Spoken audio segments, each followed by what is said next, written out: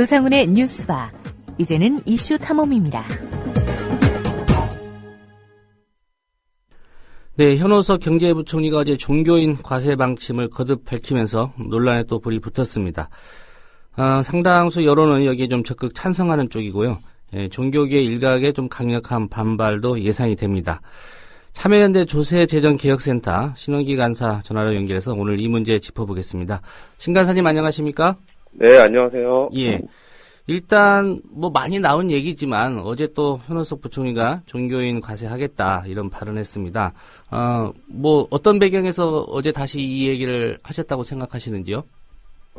아무래도 돈이겠죠. 예, 사실 이게 마음에도 없는 복지를 하려니까 돈이 없는 거고. 예. 그렇다고 명색이 이제 보수 정권인데 증세를 하자고 말은 못 하겠고.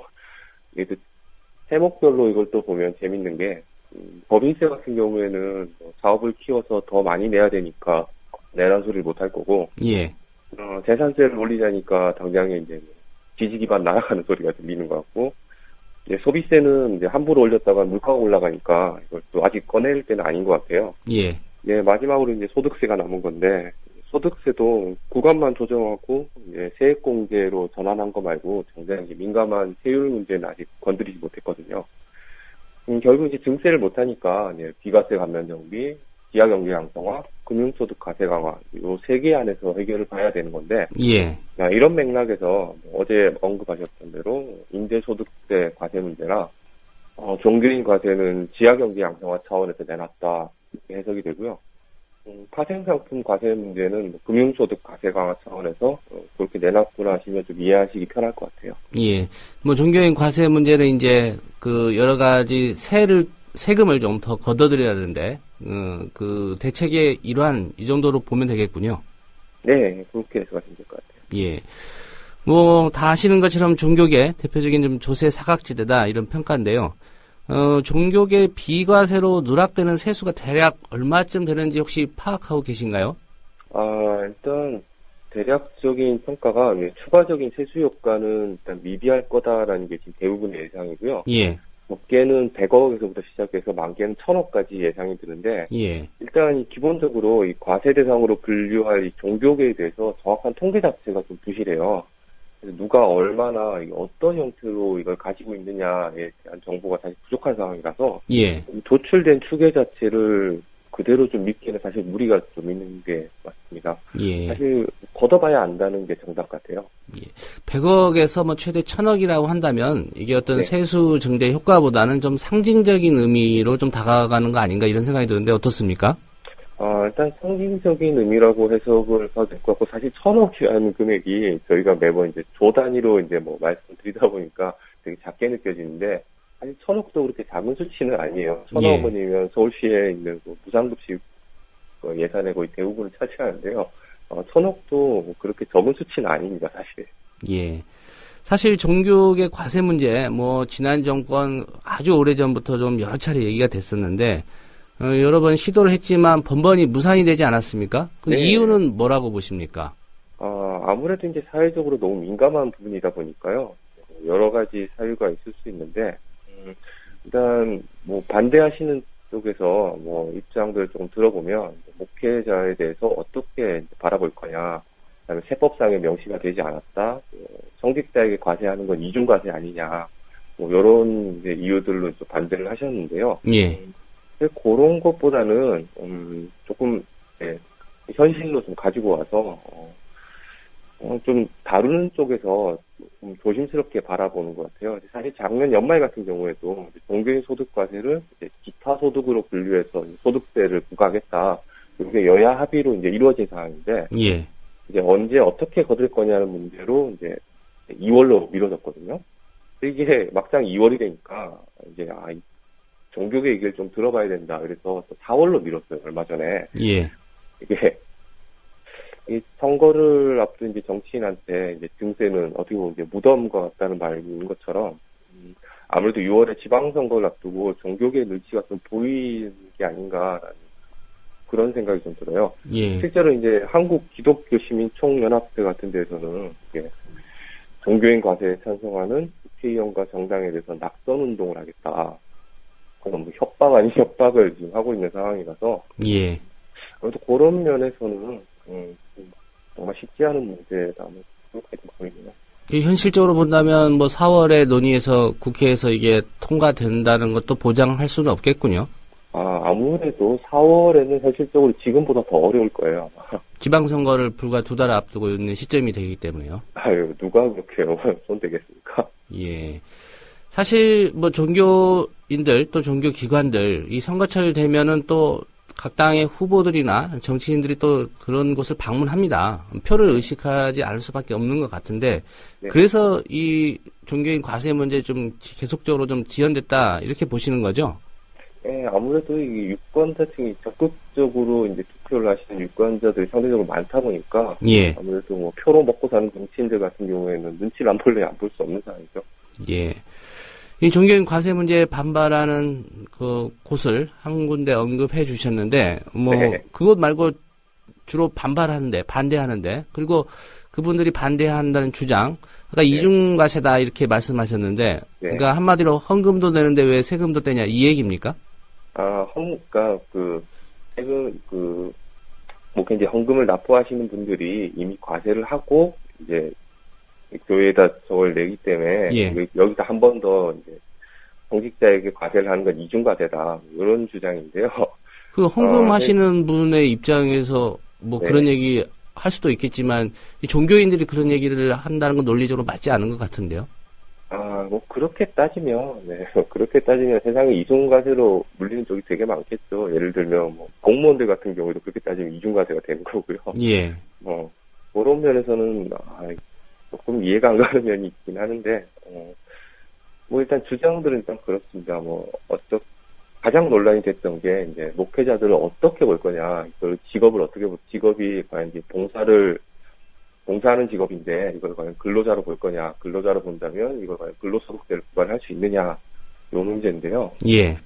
크게 보면 이 근로라는 측면에서 과연 어떤 걸 근로라고 봐야 되고 어떤 걸 봉사라고 봐야 되는 건지 저는 조금 의문이 들긴 해요. 예.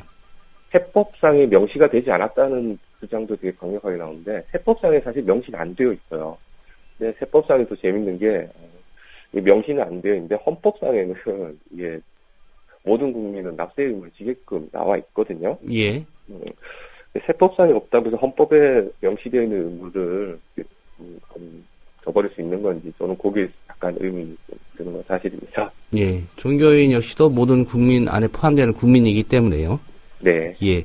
말씀하신 뭐 종교인의 그거를 봉사로 볼 거냐, 근로로 볼 거냐 이런 시각의 차이가 있다고 말씀하셨는데, 뭐 많은 국민들 입장에서는 사업으로 보는 분들도 있는 것 같습니다. 다양하게 보시네요. 예. 제가 질문 드렸던, 주로 이제 종교인 과세에 대해서 반발하는 단체, 또 그분들의 주장, 말씀하셨는데, 단체는, 한기총 말고 또 다른 곳이 있습니까? 단체를 좀 구체적으로, 일일이 다 나열드리긴 좀 그런 것 같고요. 예. 아마 좀 일부 보수 성향의 개신교 쪽에서 좀 반발이 심한 것으로 알고 있습니다. 예. 결국 과세가 뭐, 될지 안 될지 모르겠지만, 제도화돼서 과세를 하더라도 관심이 가는 게 이제 세율이라고 봅니다. 그 기타 소득으로 분류하게 되면 세율이 어떻게 되는지 하고요. 만약에 이걸 근로소득으로 한다고 하면 어떻게 되는지 좀 설명해 주시겠습니까? 네. 이게 기타 소득으로 만약에 분류가 되면 뭐 기타 소득은 강연이나 이런 거 이제 기타 소득을 잡거든요. 예. 기타 소득이 4.4% 부과를 해요. 세율이요? 네.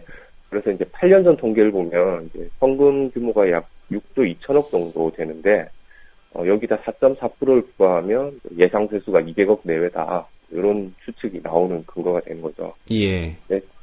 근로소득세로 만약 부과를 하게 되면 소득세 최고 세율이 이제 38%거든요. 예. 1억 5천 이상 38%인데 그런 걸 감안하면 4.4%가 과연 타당하느냐, 너무 낮지 않느냐. 이런 주장이 나오는 것도 사실이에요. 예. 이런 문제, 사실 세율도 대단히 민감한 문제긴 한데, 저는 세율도 세율이지만, 이제, 좀 정말 실질적으로 이제 과세를 한다면, 세율을 포함해서 이제 과세 대상을 좀 명확하게 할 필요가 있는 것 같고, 징수 체계나 아니면 좀 저소득 종교인들이 대단히 많은 지금 수치를 차지하고 있는데, 예. 뭐 그런 부분들에 대해서 좀 사회 안전망 구축 같은 그 제도 전반에 대해서 고민이 들어가지 않아야 되느냐, 뭐 그렇게 보고 있거든요. 예. 그리고 좀 독일 같은 경우에 이제 종교세라는 게 있는데, 내가 이제 어떤 특정 종교를 가지고 있다라고 한다면, 그 당국에 이제 신고를 하면 세금을 이제 걷어가요. 이게 3.5%에서 5% 정도의 사이인데, 요거를 이제 징수를 하면 실비 빼고, 이제 걷어서 종교기관에 이제 나눠주는 거죠, 이거를.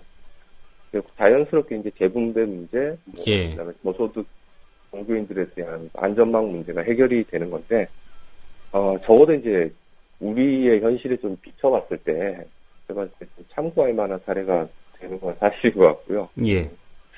좀 그런 면에서 지금 논의가 너무 좀 세율 자체만 맞춰져 있는 게 사실 저는 좀 안타까워요. 예. 사실 뭐 종교계 문제이기도 하죠. 뭐 빈익빈 부익부 뭐 우리 사회 뭐 다양한 분야에서 그런 현상들이 빚어지고 있는데 네. 뭐 억대 연봉을 훨씬 넘는 그런 목회자들도 있고 그런 점 감안한다면 좀 세율은 차별적으로 가고 말씀하신 좀 기초 생활도 좀 안 되는 그런 종교인들에게 대해서는 사회 안전망이 좀 구축되는 그런 방향이 좀 합리적일 것 같습니다. 네. 예.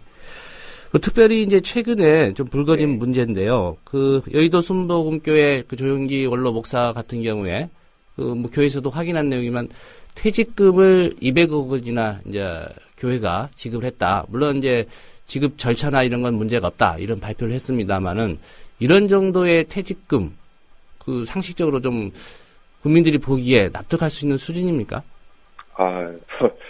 이제 이런 뉴스를 접하시면 이제 저도 그렇고 대다수 국민들이 대단히 좀 허탈하실 텐데요. 예. 현행법상에 보면 이제 비영리 의료기관, 사립학교, 복지기관 같은 이제 공익법인은 세제 혜택을 주긴 줘요. 주긴 주는데 자산이 어느 정도 일정 규모 이상 넘어가게 되면 재정을 이제 공제를 하고 외부의 감사를 받아야 되거든요. 예. 근데 이게 종교법인은 아니에요.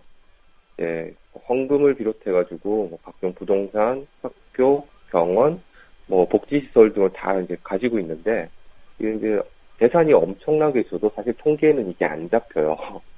안 잡혀가지고 근데 재밌는 건 또 세계에서 한국만도 그래요. 한국만요? 다른 나라 같은 경우에 비영리 법인으로 등록된 종교단체에서 똑같이 이제 세금 혜택은 주는데 아예 이제 오픈을 시켜버리거든요. 예. 재정 같은 경우는 아예 이제 투명하게 만들어버리는데, 일단 그런 작업들이 좀 선행이 되면, 이제 아까 언급하셨던, 뭐, 과도한 퇴직금 문제나 같은 그런 비리가 쉽게 발생하지는 않을 것 같아요. 이제 아무래도 누가 이제 지켜보고 있기 때문에. 근데 뭐 이랬는데도 이제 좀 문제가 생긴다. 그럼 뭐 그때 가서 좀 따끔하게 혼내줘도 괜찮지 않을까.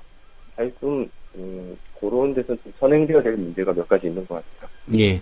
뭐 공공의 영역 또 국가기관이 그런 부분을 이제 감시하고 그럴 필요도 네. 있겠지만 뭐 교회 같은 경우에 이제 신도들 뭐 사찰도 마찬가지겠습니다. 그분들이 일단 이런 부분에 대한 투명성 공개 요구를 좀 하시는 게 필요해 보입니다. 예.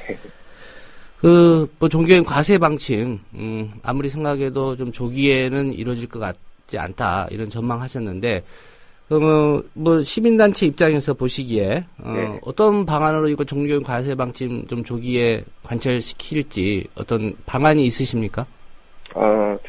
사실 이게 정권마다 계속 들고 나왔던 내용이거든요. 예. 새로운 내용도 아니고 그렇다고 정말 놀랄만한 시기적인 사안도 아닌데 사실 이런 문제는 되게 이제 조심스럽게 서서히 주변부터 다져가면서 이제 해결해야 되는 문제인데 지금 정부가 너무 지금 횟수 확보 차원에서 좀 성급하게 덮어지는 것 같아요. 예. 요 부분 같은 경우는 혹시 이제 뭐 예시가 적합할지 모르겠는데 쌀 농사 짓겠다고 해놓고 지금 갈지도 않고 또 물도 제대로 되지 않은 논에다가 지금 벽시만 뿌리고 있는 경우인데요. 그러면서 이제 수확은 얼마 안 된다. 미리부터 그렇게 얘기한 게 좀 웃기긴 해요. 예. 제대로 걷고 싶으면 좀 논부터 제대로 다져놓고 기름지게 만들어 놓으면 어떤 씨앗을 뿌리더라도 잘 클 텐데 그런 면에서는 지금 너무 급하게 서두른 게 아닌가 그런 생각이 들고요. 이전 정권에서도 왜 이제 지속적으로 추진했었는데 실패를 했을까? 비과세 감면 정비 같은 경우에도 계속 꾸준히 얘기가 나왔고 추진을 했었지만 정치적 이해관계, 이익단체들 이런 문제 때문에 사실 올해도 일단 실패를 했거든요. 예. 그런 점에서는 좀 긴 호흡을 가지고 바라봐야 되는 게 정답인 것 같고요. 종교계에서도 이제 일부 아까 언급드렸던 일부 개신교 보수단체들 제외하고는 과세 자체에 대해서 크게 그렇게 의견이 있지는 않은 걸로 알고 있어요. 뭐 당연히 세금은 내긴 내는데 그런 점에서는 아무래도 정책기관에서 너무 서두르지만 않으면 충분히 가능하지 않을까. 저는 뭐 그렇게 봐요. 예. 서두르지 않고 좀 제도를 차근차근 준비할 네. 필요가 있다. 이런 입장이시군요. 네. 예. 오늘 말씀 고맙습니다. 네. 네, 지금까지 참여연대 조세재정개혁센터의 신원기 간사와 함께 종교인 과세 문제 짚어봤습니다.